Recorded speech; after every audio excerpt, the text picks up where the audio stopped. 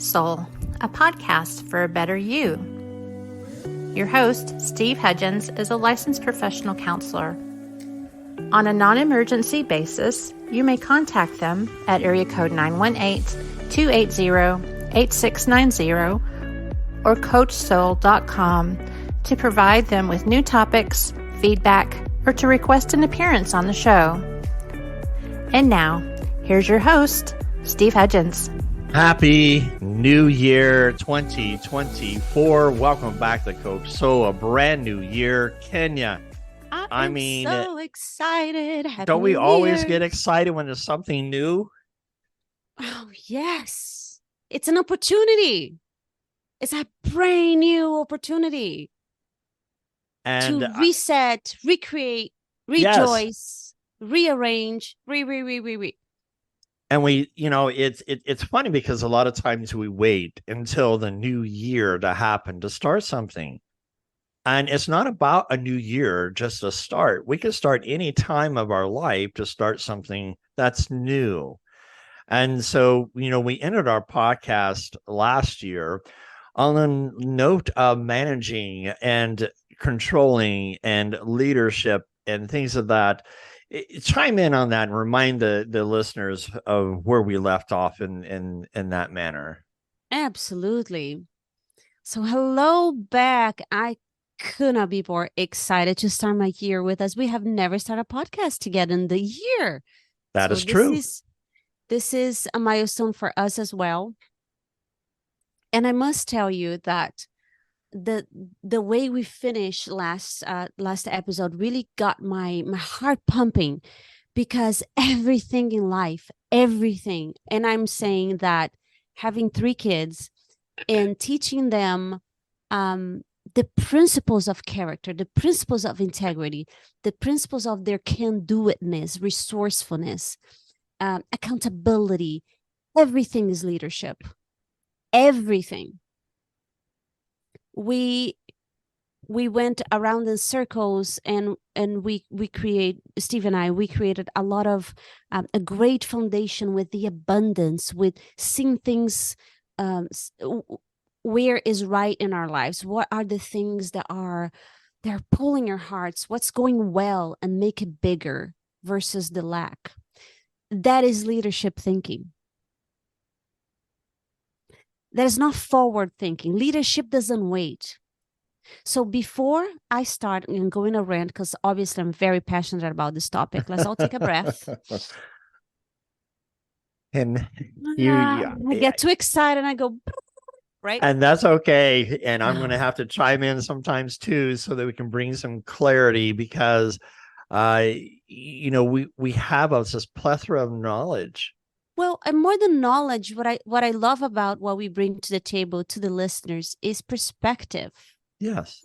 Right? You see a different demographic that I see. I see mainly women, and because I homeschool my 3 children, and I work as a tutor in our homeschool tutorial, and I my life is as much as with children and teens as with adults. And what I notice is the general consent for the kids. They look me like, what are you talking about? What do you mean lead? He doesn't want to follow. She doesn't do what I'm told, what I tell her to do. And there was a fight because of the misconception of what leadership is. So that's where I want to start. Leadership is that you lead yourself. To be first, to be, to do, and to have the desires of your heart. To be, to do, and to have. And the order is very important. Because if you are leading, if you're thinking that you're generating leadership energy through doing, you're hustling your life away. And not being, not enjoying, not becoming the person that enjoys your creation, versus you're resentful. I work 3 jobs, I do this, I'm the hardest, whatever. I heard that from many people, male and female. You at least you can do is blah blah blah, as if the family was the servant because Right. you've worked so hard and you do all this, so you're resentful of your gift to the family. That's what I hear you saying. That's not leadership. That's victim. You're a victim of your family. You're a victim of your unconscious or conscious choices. And as we begin a new year, number one, will you sign the pledge that you are a leader of your life and the sole creator of your reality, you and God? Now, can you differentiate? Because a lot of times when we hear that kind of message, there's a connotation of, oh, that's selfish. Because when I say we got to have healthy boundaries to protect that, oh, that's selfish. So when you say what you're saying about leadership, Yes. differentiate. What is the leadership versus being selfish when it comes to us doing? Well, first of all, who said that selfish is a negative thinking? Thank you. Society.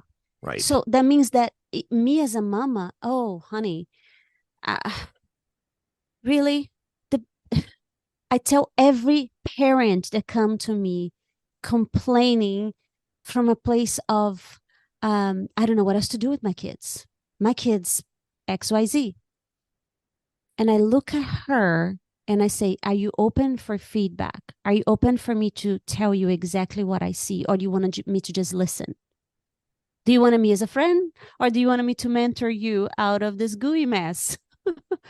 Because the child is reflecting her mess. Mm-hmm. So when a mother taking care of herself and see that she's projecting her wounds or her lacks or her unforgiveness or her in the children because the kids needs to obey and just do what they're told, is that selfish for her to go take care of herself? Or is that the greatest gift she can give to her family, to the world, and to her body? That's one of the things that I talk to ministers on, just that point. We're good in teaching in worship that, how to love God and love our neighbor. But we forget how to love ourselves. And part of that leadership is learning how to love ourselves. There is no leadership if you don't put yourself first. Correct. There is no leadership. You're actually being a victim of the pastor, the husband, the wife, the teacher, the boss. Oh, I have all this to do. So my question is this. If you have all this to do, right? A pile of whatever, papers, laundry, calls, you still need to do the thing. How you do it is your leadership. Good point. That doesn't mean I'm going to zen out and I'm going to go meditate and visualize and stretch, yoga, whatever is your jam, and not do the thing. That would be irresponsible, which is not leadership. Now, how may I generate joy? Maybe you do the thing listening to a great music. Maybe you get your favorite drink. Seriously. A flavorful water with lemon or your ginger ale, whatever is. How may you show up for your life, for your environment in a way that you enjoy your day versus leak your days away? I have a wonderful friend of mine. He is the husband of my best friend that passed away. And he is quite a phenomenal songwriter. His latest song, I cannot even talk about it without having a tear in my eyes. It's about that. How do we leak our time away from the people we say we love? And those days were never back. And ultimately, we look back not just with remorse. There is my intention here is not to undo the past, but since this is a new year, it's a new opportunity. It's building on the past. And look at the past as pages of the book of your life. This is a new chapter on 2024. My invitation for you is that if you decide that this podcast, that this message is for you and it resonates, then you are the leader of your life. I am the leader of my life. And I'm the way it will design now is I will fill up my day with joyful moments. I will fill up my day with tasks, whatever needs to be done. It will still be done, but it will be done in the frequency of gratitude, in the frequency of expansion, in the frequency of legacy. You know, sometimes I can't tap into any of those feelings. Okay, this is truth. Mm-hmm. And you know what comes to me? I'll tap into the frequency of legacy. It's for me, really, when I cannot find anything on Kenya, when I'm in a dark spot, I can always get triggered out through the love of my children because they are watching. So expound a little bit more, can you? Because it's easy for us to stay in that dark mode, and we're trying to feel around in the darkness of how do I push myself to get motivated, to tap into that point of joy. You don't push. There you go. don't push. Correct. You allow that moment to be what it is, and you don't make yourself wrong. Because if you make yourself wrong, now the darkness expands. Mm-hmm. And again, let's bring the visual of brown. If you say, oh my gosh, I feel sad, there's a dot of brown. And now a sad moment comes to join that sadness. Now is a bigger dot.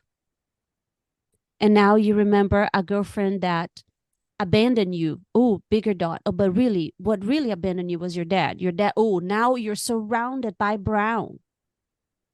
So if you just accept the dot that is there, okay, that sounds really great, Kenya, Steve, but I feel sort of depressed or I have anxiety. Mm-hmm. How do I be?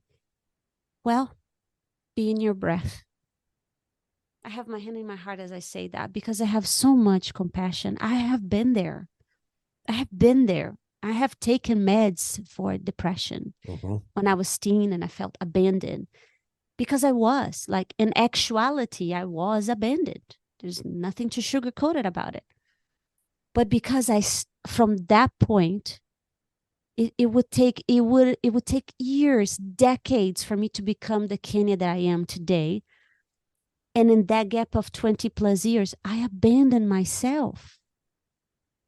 So my invitation for you is that if you feel any of those things that I said, be the one to cradle your inner child.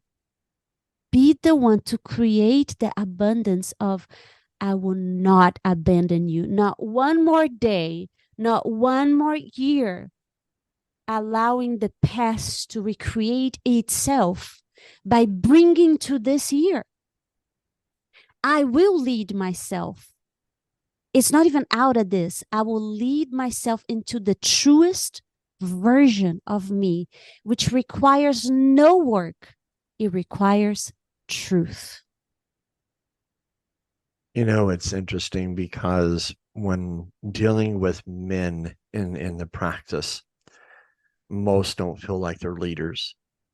They don't want to talk about feelings and emotions, and it holds them captive.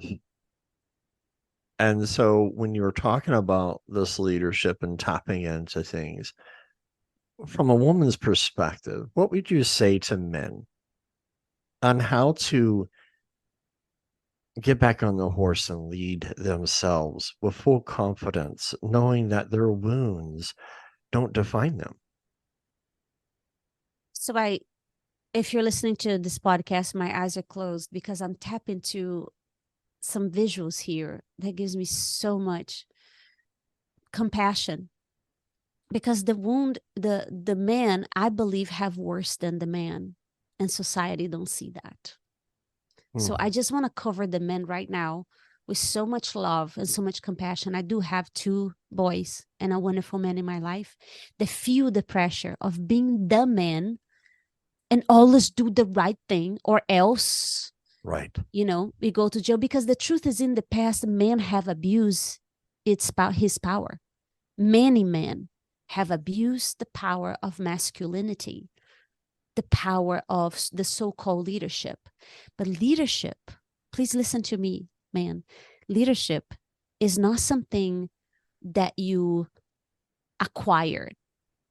You were born with it. You might have felt that you don't have it because it was robbed from you. You were squished from it. You were emasculated from it. And again, that doesn't make you a victim. It's a fine line. It's just to realize what it was and to realize what I wanted to be. Because in your unconscious, you recreated the abuse of being taken, being robbed of your leadership. Now what? Take a breath. It's a new year. And my invitation is that you look at the past as, once again, something that it was. And just imagine with me, what if I had no past? What if it's a clean slate? What if I don't look at the past for evidence? I'm inviting you to not look at the past for evidence. You're going to look at the future. Right. You're going to look at what you want to create. You want to look at yourself. How do you want to show up as a leader? And a leader leads by inspiration, not force. That's not leadership. That is authority, authoritarianism. Authoritarianism is not leadership. Because I told you so is not leadership. Leadership is what we call enrollment. Mm. I will magnetize Steve to love being with me out of my kindness of accepting Steve just the way Steve is. Because when I accept Steve the way Steve is, the law of attraction, the law of mirroring, I'm not saying woo-woo law of attraction, I'm talking about the law of the universe tells me that I'm accepting me the way I am. So for the men out there, look at the future as your evidence. Look at yourself as a clean slate. How would you feel? I just straightened out my spine a little bit because I feel like the men will feel a little taller in his leadership. His chest will be a little bit more open, more confident. And it's not the amount of transformation that you create, but the frequency and the vibration and the energy in your body that you show up as that generates the results of your leadership. And leadership, the ripple effect. And it comes with empathy and compassion and a desire to do the right thing when sometimes it doesn't feel like the right thing. And it's being able to hold a safe place for your woman too, and for your children. 100%. The safe place, Steve, is the presence that I just described. There you go. That presence that is like, I can lean on his shoulders. His heart is open. He shows up present. Man, this is another podcast. Yes. There is feminine and masculine inside each one of us. You show up the way your women will be magnetized towards your chest. Try me on that one. Mm-hmm. And that's funny you say that, because in couples counseling, I try to help the man to understand that sometimes women are going to be pit fires, and it doesn't have to do anything with you. Not to take it personal, but to lead is to recognize where she's at, to look beyond that fire and still see the heart that she has the intention of still doing good, but she's not, something's off with her. So listen, as you're talking to me, I don't even know which woman, which client, but the sense that I just got, the frequency I just got is flat out resentment. Oh, so true. It's just resentment. So if you if and when, because I'm speaking prophetic here, As you show up as the new you that you decide to be, because it's a new year, it's a new life, it's a great opportunity, it's here. Why not? Why not Right. you? Why not having the marriage of your dreams? Why not have the parent relationship of your dreams? Why not have the body of your dreams? You have control over everything. It's how you show up. So if and when you show up, the opposite of what you used to, watch her mind go crazy. What the heck? What's going on? And if nothing else, after 2, 3, 4 days showing up consistently in a way that is unapologetically loving, present, maybe with a few words, you don't have to say anything. Let your frequency speak. Because what she craves is that. So she can't help but lay it down, that old yucky past, and create a new year with you. And a lot of times, again, like we spoke on our last podcast, words bring life. And in that life, it creates that frequency. And it's how a leader uses the words to inspire not only yourself, but other people too. And when you create this frequency, how easy is it for it to echo into other people's lives? So we train the people how to treat us, and we treat us. We train us how to treat us. Right? I still love yoga pants, mamas. I love yoga pants. I'm not speaking bad of you. I'm pre-framing. I'm not about to speak anything bad about yoga pants. I have 20 of them. But something happened when I put pretty earrings on and I brush my hair and I look different. And for me, the message, regardless if I have a Zoom call or a podcast or not, what I'm telling me is that I matter, that I'm showing up different, that I am the mother and the mentor and the coach, and all at the same time. I don't need to have one hat, and that everything, I still have yoga pants, by the way, but I don't have the bun in my head anymore, because that for me symbolizes exhaustion, running like chicken without a head.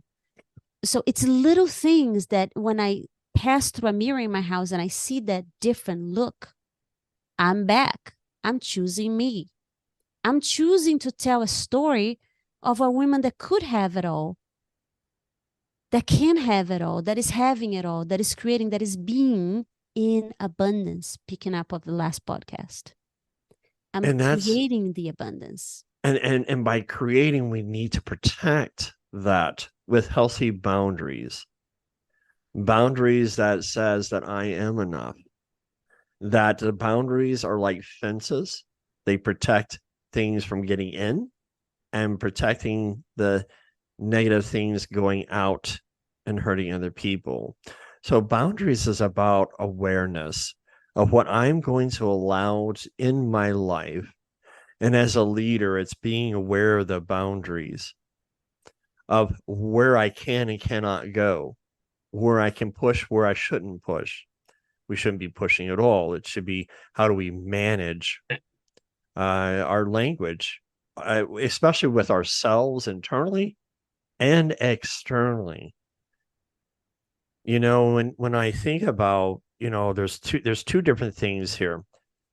We talk about boundaries, and I speak it as a fence that's movable because they can be adjustable. But a term is a wall.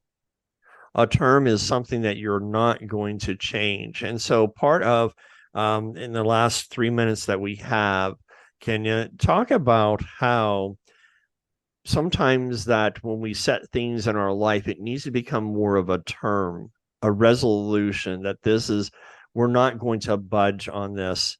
And it's so easy to waver in our leadership if we're not well grounded.